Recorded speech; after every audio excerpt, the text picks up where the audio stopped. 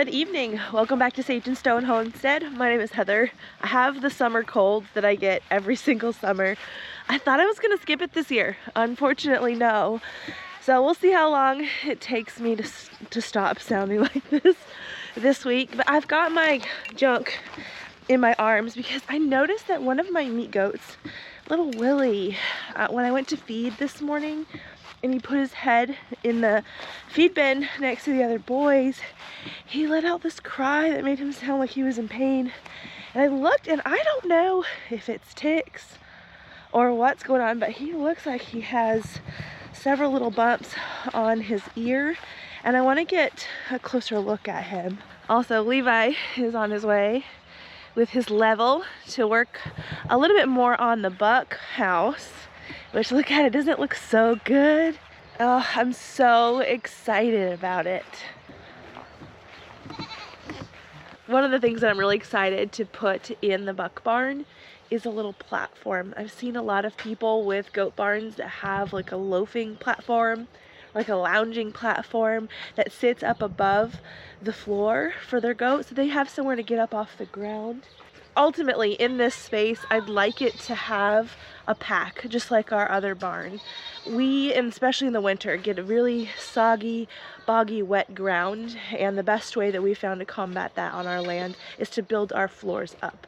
So the floor of the barn will probably be in line with the top of this board here eventually, and so I want to keep that in mind when I think about the height of the platform in here. So let's maybe bring it like midway here between these two.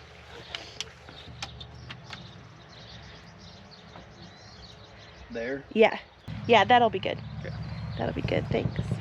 And then as far as the storage shelf up here, how high are you gonna put that? That my intention was with the bottom of the shelf about here. Okay. So that I don't rack my head on it when I walk under it. Okay. But also so it's low enough that you can reach a bale of hay. Don't forget, we are gonna build pack in here. Right. So think about that too. And it won't take long to build that over winter. Yeah. Let's see if we can get Willie out here. That brown one right there with the wattles, that's Willie. Let's see if we can see his ear. Are those ticks, dude? Oh. Okay, I've got the wrong things. Those are ticks. I couldn't really tell earlier. He's loaded with them. The other goats are not, but I have stuff for that for him. Nobody else has ticks, right? You might. Oh yeah. That's ticks on our friend here. All right, I'll go get the tick stuff for all y'all, okay? And we'll get you treated. The goats do not normally have ticks like that, but we also don't normally have long grass like this out in our field, and it's proving to be good as far as forage, but bad as far as bugs. Okay, so I actually didn't have the right medication like I thought I did. What I have is called Silence, and I thought that it did lice and ticks, but it doesn't. It does lice really well, but not necessarily ticks. They got the trumpet. Oh, the hurricane strap's going up. Very important. Yeah. So plan B with the ticks. There's a couple different ways that you can treat ticks and goats. I haven't had to do a lot of treatments. Like I said, I haven't seen them this bad in my goats before. I do have some permethrin. I'm gonna try to avoid using that on the goats. It does need kind of repeat applications for effectiveness, and there are also some environmental hazard concerns. So I'd like to use that as sparingly as possible. Here, boys. So what I have here is some ivermectin, which is effective, and with goats, they get the swine dose, which is 1 ml per 75 pounds. Nobody in here weighs 75 pounds, maybe Gollum over here.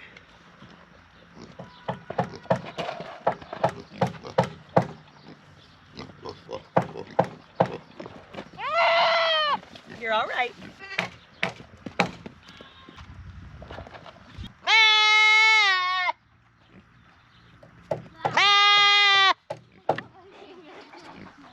There we go. It apparently burns, but it's the easiest way for me to treat this particular group of goats. They're a little bit more hands-off, so the less I have to handle at least some of them, the better. So this works best for us for right now.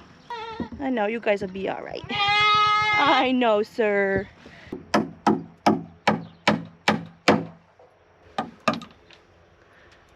Did you drop another one? Nope, it landed up here. So you told me before, but for anyone else who might not know, why are nails better than screws in that application? Because, and it's actually not entirely true, because they do make screws for these. The ones we bought, the cat's claw fasteners, Okay. are designed for this. Okay. But generally, nails can bend back and forth a lot more before they break, whereas a screw, you bend it back like one way and then back the other way and it's going to snap. So it doesn't have They as just don't have great the sheer strength.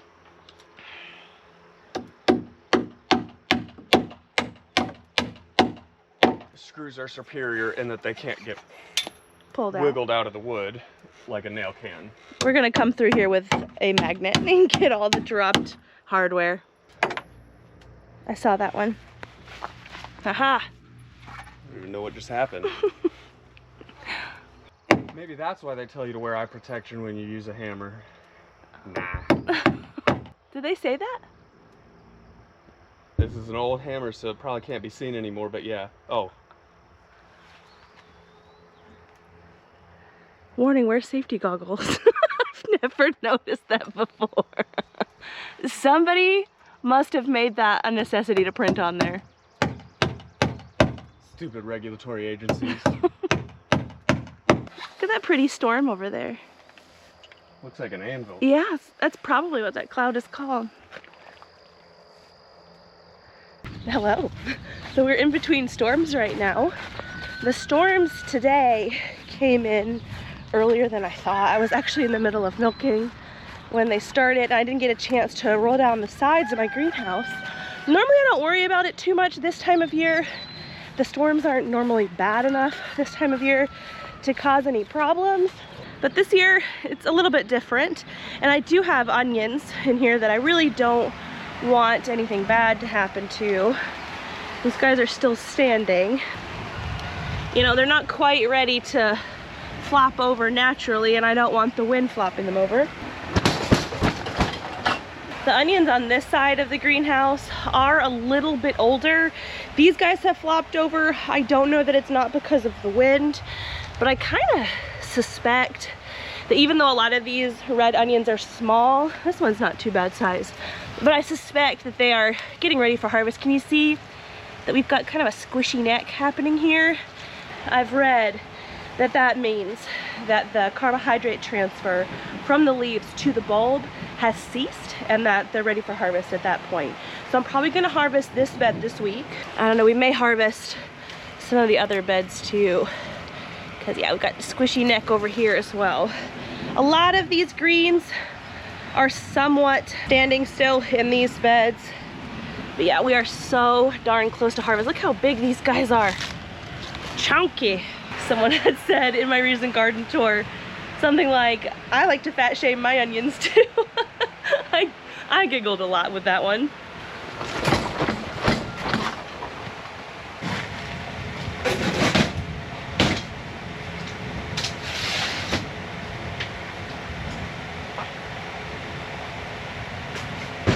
Real quick, I noticed we have some armpit melons that are setting. Cute little fuzzy thing. And I think my spaghetti squash is going to try again with setting fruit. So that's good.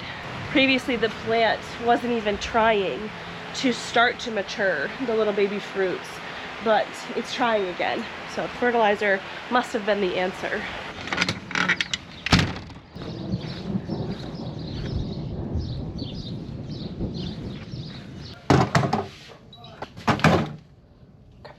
Today, as part of in between storms and with the goal of clearing out some of my freezers so that I can fill them later, I need to make some blackberry jam. I'm actually out of jam. I've been out of jam for a little while, and I'm really bad at jellies. but for some reason I can do jam just fine, and I think that's because I don't need to mess with boxed pectin. Boxed pectin is the bane of my existence. I am so bad at it. I can't get jellies to set, but I will be trying some more jellies later on in the year with the grapes and the elderberries that I have in my garden, and so I will get a grip with it, but for now, jam is where it's at for me. And the difference is the jelly is essentially made of the juice of the plant. It doesn't have any of the whole fruit parts or like the blitzed up fruit parts in it. It is just the juice, and that's part of why it needs the pectin in order to set. When you use a whole fruit, most fruits, I will say, really most berries, they have enough of their own pectin inside of them where they can set just fine with a little bit of like reducing down on the stove, of course with some sugar. And in this case we're going to use lime juice instead of lemon juice because it's a really good flavor with the blackberries. So the recipe that I'm using is out of a book by Kevin West called Saving the Seasons. This is such a good book. I first heard about it through Cog Hill Farm. And in this recipe, it calls for 2.5 pounds of blackberries. This is just over 3 pounds, so I'll just put a little heaping extra of the other ingredients. And I am going to just tear apart this plastic bag. These had actually melted over the course of the winter time. You'd think that the freezers might have a harder time over summer, but I didn't know this about fridge freezer combos like this thing here where it's got a fridge on the bottom and a freezer on the top. If the refrigerator compartment gets too cold, the freezer compartment stops working. And we have a couple fridge freezer combos in, like, I've got one on my front porch and I've got one in a shed outside, and that happens sometimes over winter. And so these got to be about fridge temp for a little while before it warmed up enough for our freezer to start working again. And so they got a little bit melted at the bottom of the bag, but that's fine. I'm just gonna put this whole chunk in my pot.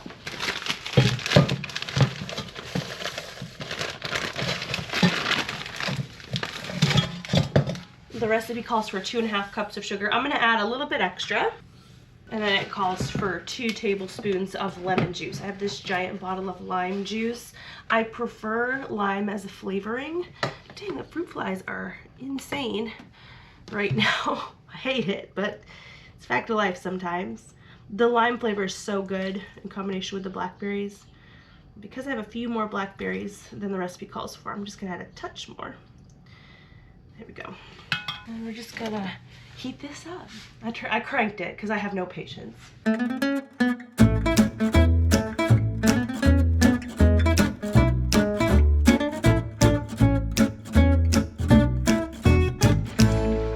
Alrighty, so one thing I will say about this recipe is that it says to boil, stirring constantly for 6 to 8 minutes until the berries have set.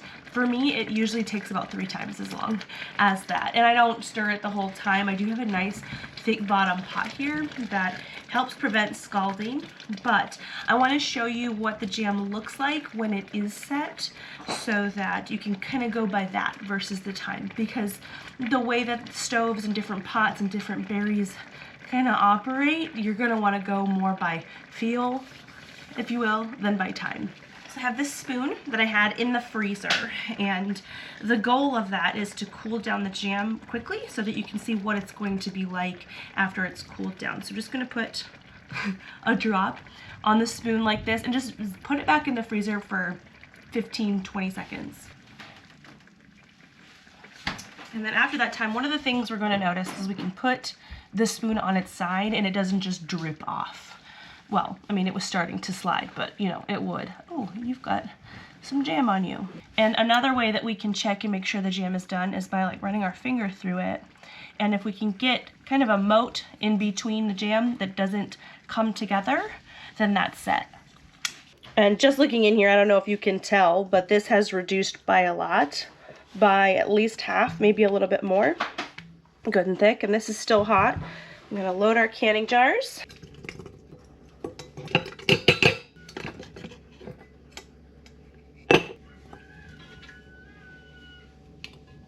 We're looking for a 1/4 inch headspace, and this is a little bit too much. There we go. You can see how well it's sticking to the spoon and not like sliding around. A little bit of a mess. And this is the time of year where I stock up on things like vinegar, sugar, lemon juice, citric acid, canning lids for sure. I'm wiping off the rim of this one, but this actually has too much space at the top for me to can. So kind of unnecessary to wipe it, but that's okay. I'm wiping the rims off with vinegar to take off any sticky residue from the jam so that the lids will seal properly.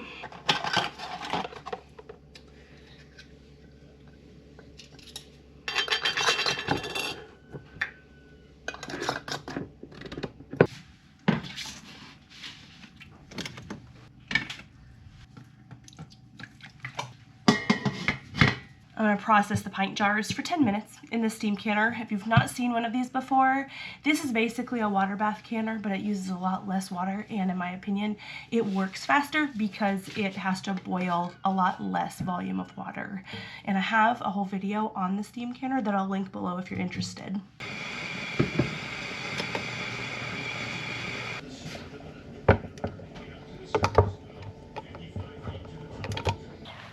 What? It's gonna be a big table. I have a lot of onions. It's gonna be that wide and that long. That's probably not even enough. Yeah, it's just gonna be heavy and awkward, I'm thinking. I don't think Levi caught the memo that I bought 1,400 onion starts. Oh, but this is looking good. So we have the platform for the boy goats to loaf on, and then hay storage up there. Very nice.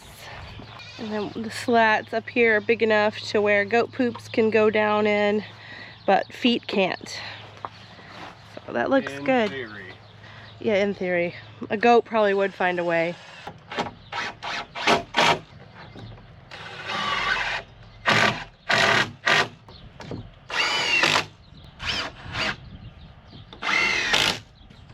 Yeah, force it into shape, huh? Yep. In theory, you set it with the arch up, and then gravity flattens it out a little bit, and it doesn't get a sag in the long run. Oh, okay. I brought my bowl because it's harvest day in the greenhouse.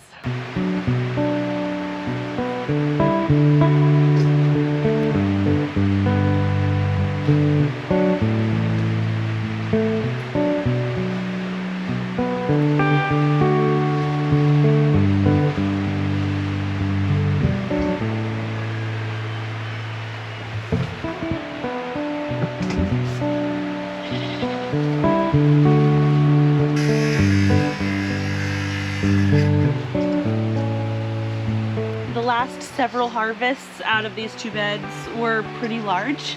They definitely almost filled this large bowl, and now they're not. It's more like I was getting the weeks before that, so they started to peter out. In my experience with these beans, these are Kalima bush beans, they'll do this. They'll put on an initial flush, and then they'll be quiet for a little while, and then they'll put on a bigger flush of blooms, which means a bigger harvest. And so I think we're in that period. We're in the interim before the real bumper harvest comes on. There are some little blooms and things hanging on, so we'll be getting a harvest trickling in between. This is a good amount of beans. It makes me happy. I hope pretty soon the lima beans are going to start flowering. They're getting big.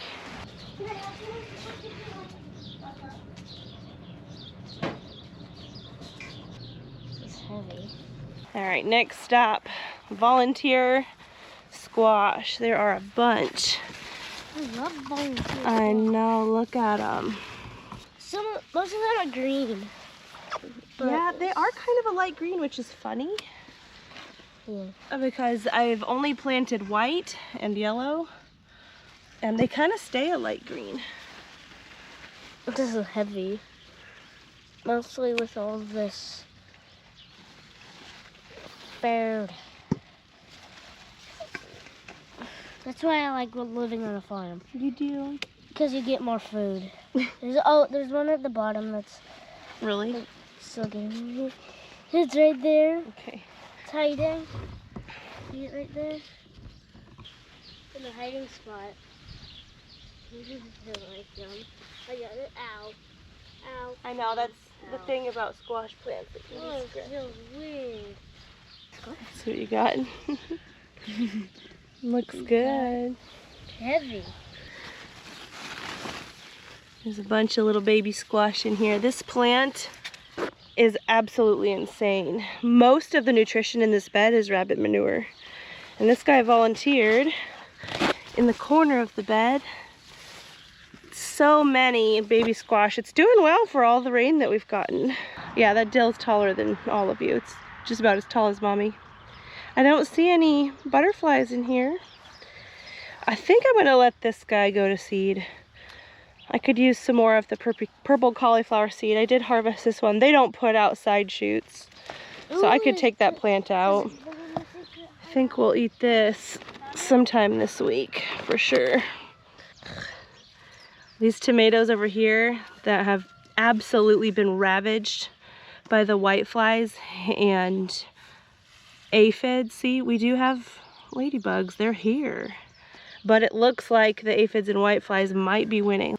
And here's the ladybug's larva. This is what eats the aphids and whiteflies. They need to be having some more babies. I don't know if these tomatoes are gonna make it through the infestation. These ones over here look pretty good.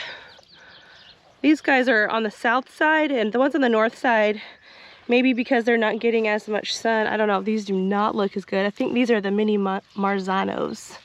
Could be variety specific too. I'd like to be able to leave the ladybugs, though. A lot of organic treatments are nondescript, and so they would harm the beneficials too, and I don't want to do that. I need the beneficials on my side. Look at them. Look at them doing the thing we've asked them to do.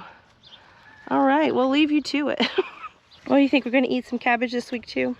Yeah. Will that go good with the squash? Maybe. Maybe. Squash is not a family favorite. I really like it. I do. You do. Shaika likes basically everything. Oh, also this is hilarious. I did take out all of the broccoli from this garden, but when I did so, I just cut it down at the base and left the roots in, and this rootstock came back in such a way where we're gonna get another head of broccoli out of it.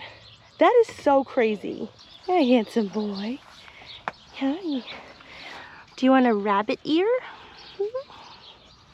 We've been growing our own meat rabbits here for a long time, 5 years. And we've never kept and dehydrated the ears for dog treats until recently. It's just something that we knew you could do, but we never did it, but he loves them. And there's what they look like. A lot like you'd expect. Yeah.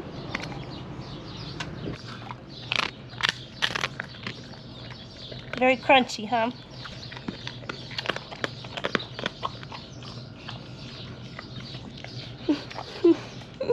He's like, can I have some more?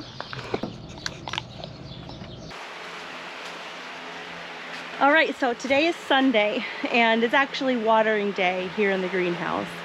I haven't really had to water much outside of the greenhouse because we've been getting a lot of rain, but inside the greenhouse we get a lot less water. The beds will soak up water that inevitably washes in here when we get a lot of rain, but not enough. So I have to water in here on Sundays and on Wednesdays. But really, I'd like to get a lot of the onions that are ready to be harvested out of here and these beds reset. When you harvest onions, you want to do so when the soil is dry. It just helps stave off any kind of fungal things that could go on with the onions. And I've already harvested about half of this bed, and I've started the curing process inside our barn. I'll show you that in just a minute. But I'm trying to decide if I'm going to harvest this bed here as well. I do have some squishy necks going on, but not all of them. And so I may elect just to get this bed of the red onions done and this bed of the red onions. Now, a lot of these white onions are also flopped over, and I think the necks are mostly squishy on these as well. So we could get down here as well. We'll see what happens. It's a very exciting time. It's my first time growing this many onions, and I would call it a success. Some of the onions are smaller than what is ideal, but my beds in here aren't ideal. I have been dealing with nutritional imbalances ever since I put the soil in here. We are going to be doing a soil test on these beds before I amend them in order to grow in them again, and so we'll kind of get to see what's been going on in here. But honestly, there is a good measure of success with these onions, especially the yellows. Like, I'm incredibly impressed with how big some of these are.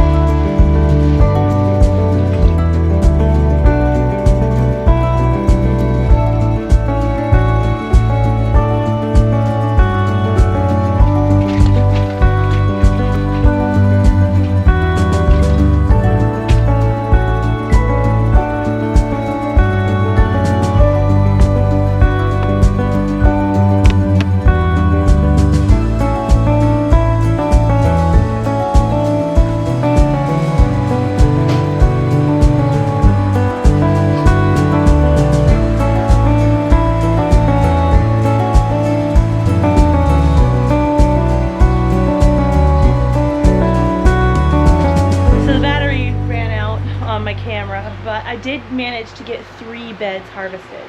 So it was the 2 beds of red onions, which are right here, and then 1 bed of the white onions.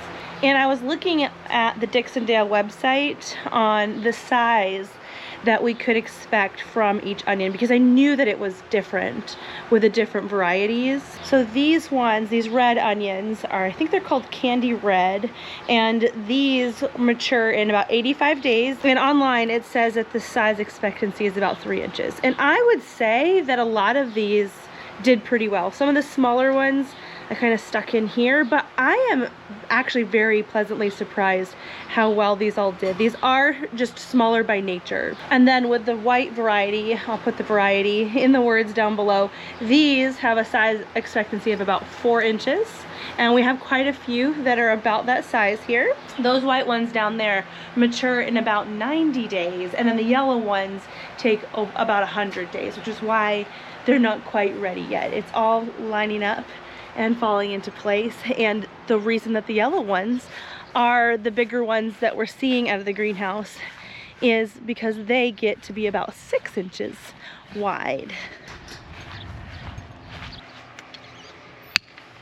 So this is what it looks like on this side of the greenhouse right now. This is where the reds were. These ones are the yellow. They're not quite ready yet. They still have few more days to go, and then there's a row of yellow onions back here. This was the white bed, but I guess I had some extra yellows, and some of these are flopping over, but I'm gonna leave them a little bit longer since most of them still have a pretty stiff neck on them. But see how much bigger they are? That's just part of the way that they grow, just part of the variety. The onions that are on this side were put in just a little bit later, but they are flopping over as well. These are actually planted closer together. They're still getting quite big for being planted in like clusters of 3. So we'll be harvesting these in not too long from now. All of the onion varieties that I purchased, the maximum storage ability that they have is 3 months, and so I'm hoping to keep them for longer than that. Obviously, I've got a lot of onions. I can't eat this many onions over the span of 3 months. So I do plan on preserving them in several different ways, and I'll be sure to show that. Good morning, boys. Did you find the protein block? What do you think? They're not gonna get stuck on that like they could the protein pail. Here's an update on Willie and his ear. It does look kind of raw, but there's no ticks on it. It took a couple of days to notice the ticks dropping off or just kind of becoming immobilized. And what I did was I went yesterday and I wiped his ear with a baby wipe, and all the ticks that were on it just fell off. They were barely attached at all. And then I did spray his ear with some of that fight back spray, the cow spray that I have. I may decide to spray it more than once. I'm not sure if it's getting in frame, but I may decide to put something like the blue coat or something on there to help keep future ticks from attaching. It seems like a favorite spot on him for them, unfortunately, but he is getting better, and that is good. And they're liking their new protein block. I'm not 100% positive of the forage quality that I have out there. There's a lot of forage, but I don't know like if it's got a good amount of protein or anything. I'm guessing not. You can send samples of your forages away to get them tested. I've never done that. I just kind of base my assumptions off of how my animals look. They can look kind of thin despite having access to a lot of forage, so protein blocks and things is what we use to help supplement the forage. Anyway, today is bone broth day, and I happen to have quite a few herbs here in the greenhouse that I would like to put in the bone broth. Now my poor herb green stalk has been slightly neglected, so the marjoram and things have started to go to flower, which I would like to see if this makes a good tea like I have heard the oregano can. But I want to collect things like some thyme and some parsley. I noticed that my elephant garlic is starting to put on scapes. I do still have last year's garlic sitting here in the greenhouse from when I planted that elephant garlic. Still usable for things like broth, to be sure. There we go. Got quite a few bones sitting out on the counter here. Some of them are raw, like this is from me parting out some rabbits before putting them away. This too, these have not been cooked. So I'm using some cooked bones and some uncooked bones, but all of them are going to get roasted in this roasting pan here prior to me adding the water and actually making broth out of them. It's just gonna help increase the flavor. So I've got rabbit bones. These ones look like goat bones to me. Goat or pig, but I'm gonna guess goat on this one. And this here looks like a bag of bones from things that have already been cooked. See, they're a little bit browner, but there's still a lot of goodness left in these bones, and making broth out of them is a good way to use up all of the goodness from the animals that we raise. That one is a ham bone. So we've got pork, pig, and rabbit in here, and probably chicken. The driveway chicken's in here, I think. Actually found some more bones outside. We'll see how many I can get to fit in here. We go through a lot of animals on our homestead, and whole animals means you have their bones to deal with. There's a chicken carcass. There we go. I like to try to pack as much as I can because if I'm gonna do it once, I might as well make it count. And these will settle as the blocks and things melt and kind of roast down. They won't be so high, but that's fine how it is right now. I do have this set to 425. Alrighty, so it's been a little bit and we've got some definite browning going on some of the bones, especially the bones that are touching the edge. This does heat from the outside. Actually, even the outside of the roasting pan gets pretty hot. But this looks good to me. And now it's time to add the water to barely cover the bones. Some of them might stick up above, but that will be okay.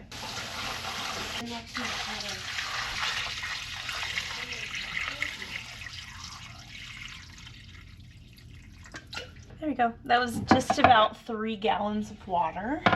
Now we get to add the things that we collected from the greenhouse. I am just gonna throw the herbs in as is. I don't feel like I need to cut them up or anything. I'm just gonna dunk them in. And then I have these elephant garlic bulbs that I'm gonna toss in, skin and all. That is what I have been told to do in the past. I guess it helps add a nice brown, nutty quality to the broth. And I am also gonna smash them so that we get the full flavor coming through. Got some black and pink peppercorns and some bay leaves, probably 4 or 5. I think an extra one dropped in there, that'll be fine. And then I have a splash of apple cider vinegar. This is just gonna help draw all the goodness out of the bones. Making bone broth really isn't an exact science at all. I mean, bones is probably required, but besides that, you can put in whatever you like. I decidedly don't put in things like carrots because I don't want my broth to taste sweet. I thought about running down to the barn and grabbing one of the white onions, but I decided against that for the same reason. I really like just an herby, garlicky peppery kind of broth. I feel like that's a lot more versatile. And what I'm going to do is just throw the lid on this and let this simmer for 1 to 2 days. If I let this go longer, it does run the risk of turning bitter. So now we wait, and I can't wait to actually use this roaster to caramelize a whole bunch of onions. But that's a project for a later day. Things are going well in here. One last rabbit ear left. This is it. Oops, missed.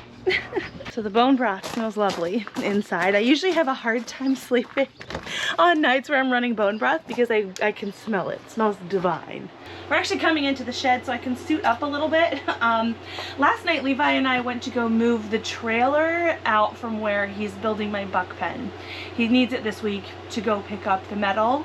And so I went out there to go move the electric netting that's in between where he's building and where my bucks currently have access, and there's a giant swarm of bees on the netting right now. So I had attempted to move them into a swarm box last night, but it was at sunset. Really, sunset, nighttime isn't the time to mess with them. Swarms are generally gentle, but you have to be smart about when you deal with them. And so I just had my veil yesterday, and I actually got stung pretty good. I don't know if it's gonna come up on camera. My camera does a good job of correcting redness. I think it's gonna show up right there. It's a pretty good one. I'm not exactly allergic, but I react decently. I'm doing pretty good though. The first reaction that I had to a bee sting since becoming a beekeeper in 2021 was actually pretty intense. I got stung, I think it was on the finger. I can't remember exactly where it was. It was on this arm, and the whole arm swelled up really bad. My elbow felt like I got hit with a bat. I had a really hard time, like my hand was so swollen, I had a really hard time just closing my hand up. And I had read that your reactions can get worse, and so I was nervous about getting subsequent stings, but it turns out that my reactions are getting better and better each time, which I mean is a good thing when you want to keep bees. So we're gonna go look at the swarm. I don't think I'm gonna actually try to box them up today, but you gotta see this. I am gonna protect myself this morning. Here they are this morning. It's actually a pretty large swarm. You can see a lot of bees flying on and off of the swarm, lots of waggle dances. I was noticing quite a few waggle dances last night, which when they're doing that, they're signaling to each other that they have a potential home that they're interested in.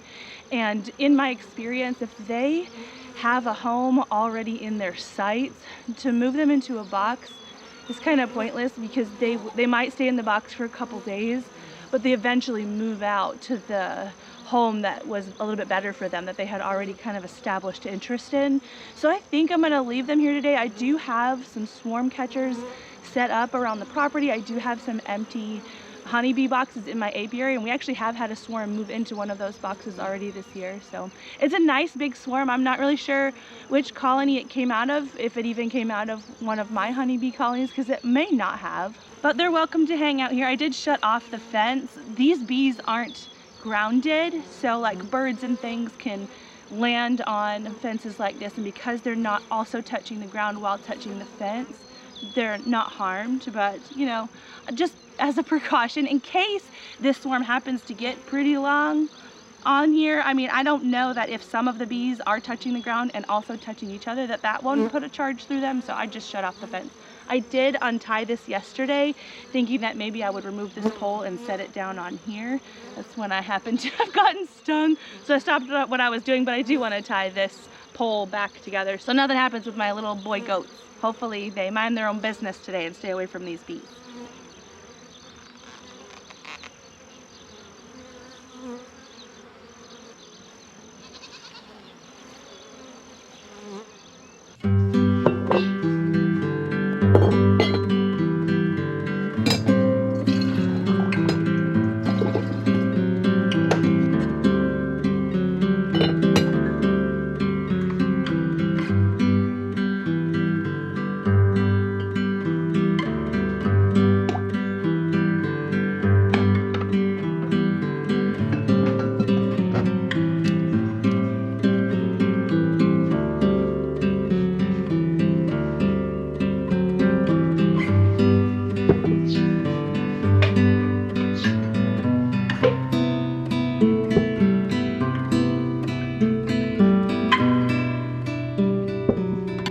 so this is what we have. Remember, we did start with 3-ish gallons, but it did reduce down quite a bit over the 2 days that this broth cooked down. These ones I'm gonna stick in the refrigerator and we'll use those this week, and these guys can go on the shelf. As far as the bones and all the other stuff, this is what that looks like right now. And what we like to achieve with our bone broth is a very crumbly bone. That lets us know that we have used up everything. Whoops, making messes. But that lets us know that we have used up every last little bit of goodness from the bone. And really, there is one more job for these bones.